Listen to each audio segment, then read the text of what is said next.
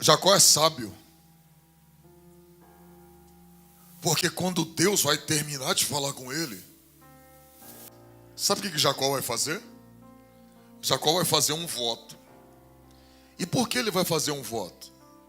Porque ele está dizendo: eu não sei o tempo que vai durar. Por quanto tempo Deus vai me abençoar? Por quanto tempo Deus vai me proteger?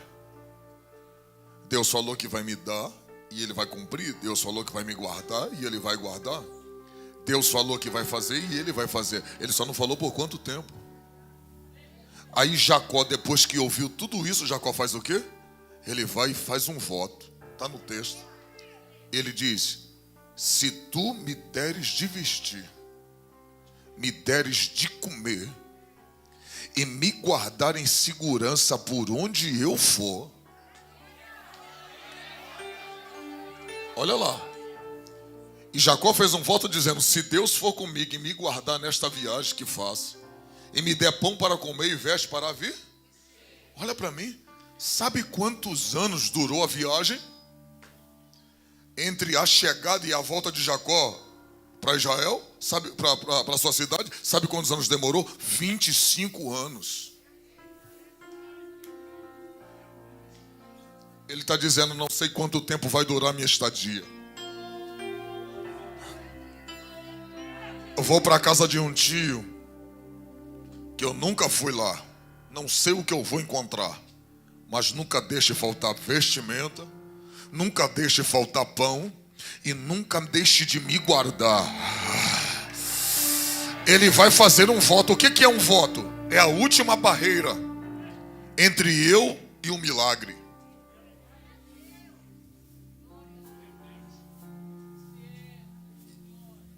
Olha para mim. Sabe quanto tempo Deus usou Jacó na casa de Labão? 25 anos. E nesses 25 anos Deus tornou Jacó um homem rico. Deus não deixou ninguém fazer mal a ele. Tanto que Jacó diz: me guarda nessa viagem que vou fazer. Tanto na ida quanto na volta, o voto estava válido diante de Deus. E ele disse: nunca me deixa faltar pão. Espera aí, se tu não der glória eu vou parar agora. Ele disse: nunca me deixa faltar. Só que Jacó é solteiro. Só que o voto que ele está fazendo é o que? Nunca me deixa faltar pão e nunca me deixa faltar.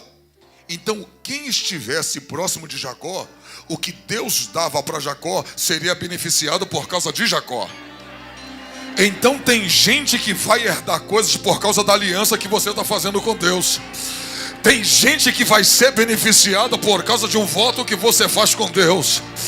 Pastor, e qual é a validade de um voto? Na Bíblia tinha voto por um período, na Bíblia tinha voto por um ano, na Bíblia tinha voto pela vida toda. Lembra de Gideão? Lembra de Sansão? Ele era nazireu. Ele nunca poderia cortar o cabelo. Lembra de João Batista? Ele não tomará bebida forte, nem vinho, e nem raspará a cabeça. Era um voto permanente. Ele não poderia quebrar aquele voto. Então olha para cá. Eita glória. Eu vou falar, Jesus. Existe coisas, olha para cá. Existe coisas que Deus quer fazer por você. Quando Deus mandou seu filho no Calvário, Ele está dizendo: eu quero salvar você. E você está aqui como salvo. Mas quando eu faço um voto, é algo que eu estou pedindo que Deus faça por mim. Aí é você que decide se o voto é permanente, se é momentâneo, se é por um período. E como eu não sou leviano e não serei leviano, para que ninguém deturpe a minha palavra depois. Pastor, o voto é só em escala financeira? Não.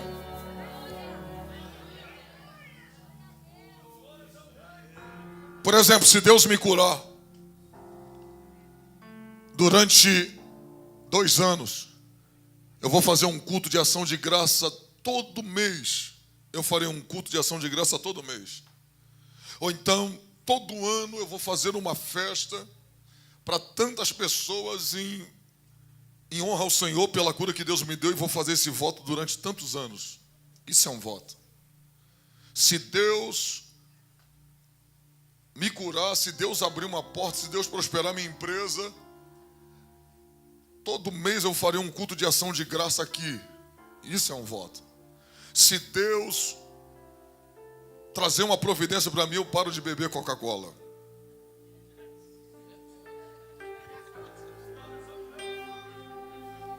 Isso é um voto. E eu vou falar uma coisa para você. Tem gente aqui que gasta dinheiro com remédio na farmácia no final do mês.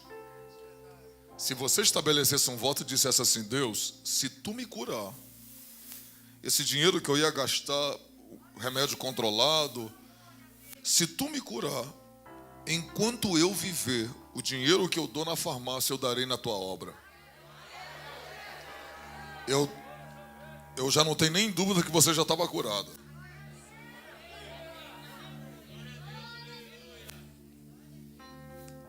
Tudo que eu tenho hoje, agora mesmo, vou falar o que eu fiz. Isso é bom.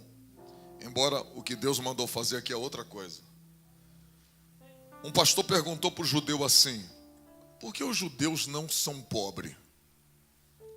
Porque todo judeu é rico.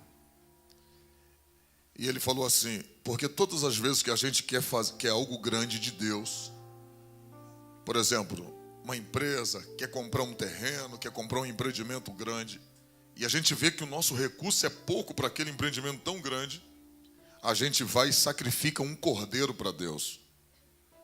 Então a gente sacrifica o cordeiro e logo após o cordeiro, Deus sempre nos honra. Aí ele perguntou ao judeu: quanto custa um cordeiro hoje no Brasil? Ele disse: uma média de 1.400 a 1.500 reais.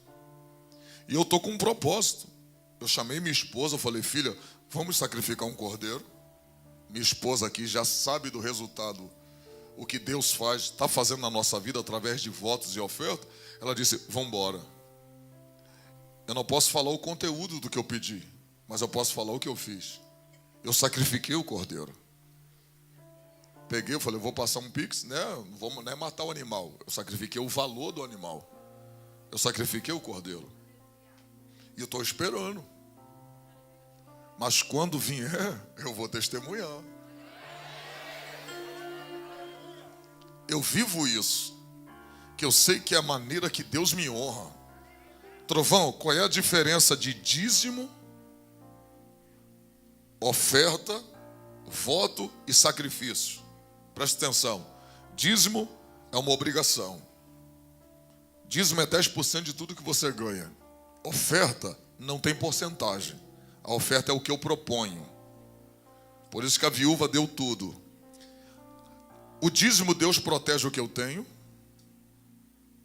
A oferta faz Deus dar o que eu não tenho.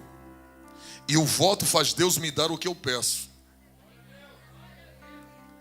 E sacrifício? Sacrifício não é aquilo que eu ofereço apenas. Sacrifício é aquilo que Deus pode me pedir. Deus disse: me dá teu filho. Deus está dizendo: sacrifica ele para mim. Existem momentos que eu quero sacrificar para Deus, mas existem momentos que Deus vai dizer: sacrifica para mim. Quando eu quero sacrificar para Deus, eu proponho algo. Isso aqui é um sacrifício meu. Mas quando Deus quer um sacrifício meu, é Deus que me pede.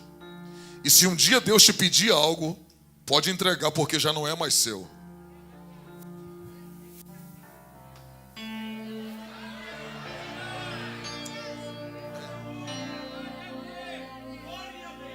Eita glória. Olhe para alguém assim e diga assim: o dia que Deus tirar algo bom de você, é para substituir por algo melhor.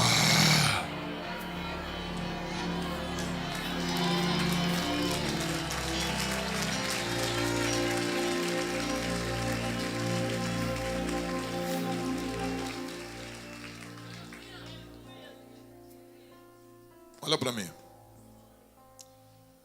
Eu já ensinei aqui várias vezes. E eu acho que o Ed estava no dia. Eu fiz um voto lá na Debras. Não esqueço disso nunca. O voto que foi feito foi no valor de 1.000. Tinha uma dívida muito grande para pagar. E eu fiz um voto de R$1.000. Foram mais de 120 pessoas na frente. Lá na Debras. Está gravado. Chegou uma moça de moleta. ela com as duas moletas rosa, ela falou assim: pastor, eu sei que o voto é R$1.000, mas eu posso fazer um voto de 3.000? Eu falei: a senhora quer fazer? Ela disse: quero.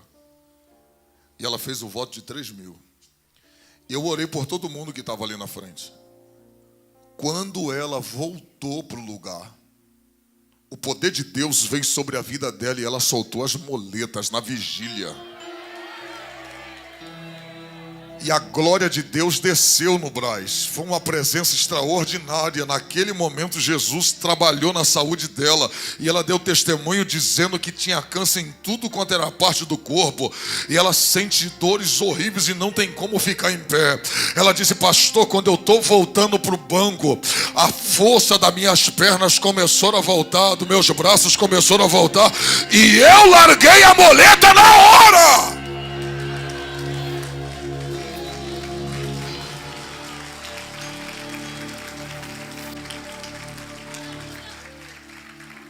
Olha para mim.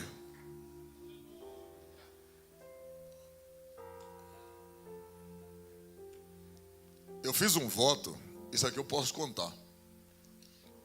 Eu fiz um voto há 4 anos atrás.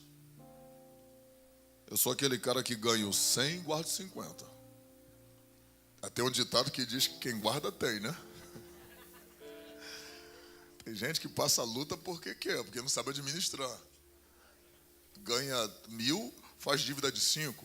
Vai falar que é o devorador, é tu que não sabe administrar. A não ser que exige coisas que vai te fazer ter uma dívida maior. Mas você tem que saber que se você vai comprometer o seu salário. Então, eu me lembro que eu falei para minha esposa assim, eu lembro sobre Ana, eu falei para minha esposa, eu falei: filha, Ana deu para Deus a Isaac sem mesmo ter ele. Antes de Ana ter Isaac, Ana já entregou Isaac para Deus. Falei: Deus me deu um alerta aqui, eu vou fazer um voto.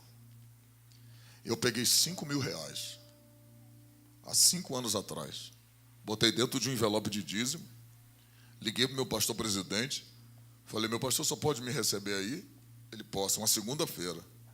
Cheguei na casa dele. Ele me levou para o gabinete.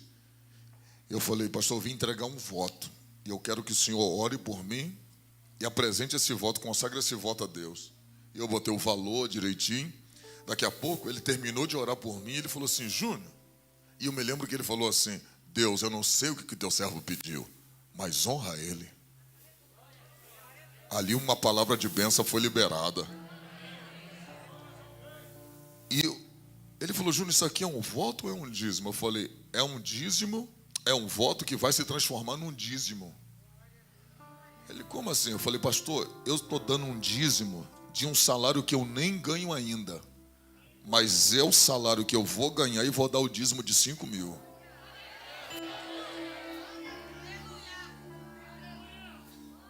E sabe o que eu falei para Deus há 5 anos atrás? Enquanto eu viver, não me deixa ter menos por mês. Me dá mais, mas menos não.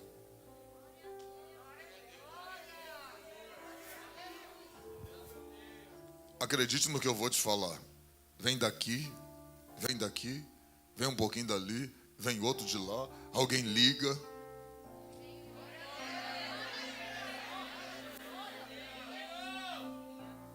Agora mesmo aqui uma moça me ligou para minha esposa e falou: chama o pastor Trovão, eu quero que ele venha aqui num culto meu particular dentro da minha casa. E Deus mandou fazer algo grande por ele. Aí você fala: o que é isso? É porque você é o trovão? Não, porque eu sei o poder da semeadura. Pastor, mas o dinheiro que eu dou fica com a igreja. Não está mentindo. O dinheiro que você dá fica com a igreja. Mas sabe com quem fica a colheita?